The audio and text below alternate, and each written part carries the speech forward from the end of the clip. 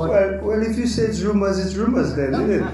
You just said rumors. But you are the only person who can clear the rumors. Peshawar ज़ल्वी की हार के बाद coach Darren समी press conference में आए और पाकिस्तानी जर्नलिस्ट जो हैं उनसे बार बार एक ही सवाल पूछते रहे कि आप क्या पाकिस्तान टीम के हेड कोच बन रहे हैं, और उसको वो अवॉइड करते रहे। वो कहते हैं कि यार आप you are not a good journalist, आप फॉलो नहीं कर रहे हैं पॉलिसी को, आपको हमारे मीडिया मैनेजर ने बोला कि आप सिर्फ PSL का सवाल पूछोगे, आप फिर कोच का सवाल पूछ रहे हो। उन्होंने बोला नहीं ये बड़ी रूमर्स चल रही हैं, आप बताएं। उन्होंने बोला आप खुद ही बोल रहे हो कि रूमर्स हैं तो फिर हमें से सवाल क्यों पूछ रहे हो। उन्होंने बोला नहीं ये रूमर्स हैं, आप बस बताएं कि आप कोच बने। चले इतना बता दें, आपको पाकिस्तान क्रिकेट बोर्ड ने कॉन्टैक्ट किया है तो इसका ही जवाब दे दें आप।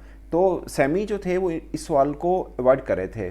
तो उन्होंने जर्नलिस्ट ने फिर कहा कि नहीं आप ही हैं जो इसका जवाब दे सकते हैं कि आप क्या पाकिस्तान के कोच बन रहे हैं या नहीं बन रहे, क्या पाकिस्तान क्रिकेट बोर्ड ने आपसे कभी रब्ता भी किया है या नहीं किया। तो सैमी ने पहले तो बोला, उन्होंने बोला कि मेरा जो फोकस है ना वो ये है कि मैंने हमारी टीम ने यानी पेशावर ज़ल्मी ने आगे जो मैच खेलना है और उसके बाद हमने फाइनल भी खेलना है PSL का, तो मैं जहन में सिर्फ ये 2 मैच हैं। और बाकी रही बात पाकिस्तान टीम की कोचिंग के एतबार से, तो भाई मैं आपको सीधा बता दूं, मैं इस वक्त वेस्ट इंडीज़ का कोच हूं और मेरा फोकस एक ही है कि मैंने वेस्ट इंडीज़ को T20 का वर्ल्ड चैम्पियन बनाना है।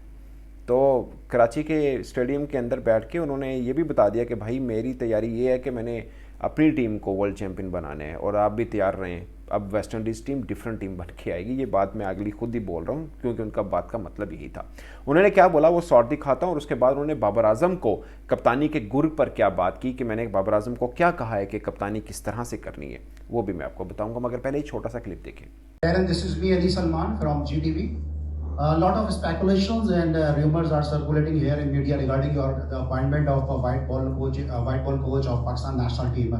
So have you got any serious offer from PCB, or are these just speculation or the rumors? You're a very disobedient media man. Didn't the media man tell you anything? We need the answer because the rumors are circulating here in media that you have got the offer. Well, if you say it's rumors then, isn't it? You just said rumors. But you are the only person who can clear the rumors, and you can tell us. Last time I checked, when I came to Pakistan, I came here to coach Peshawar Zalmi. I have 2 games left. An eliminator against Quetta or Islamabad, and then a final against Multan.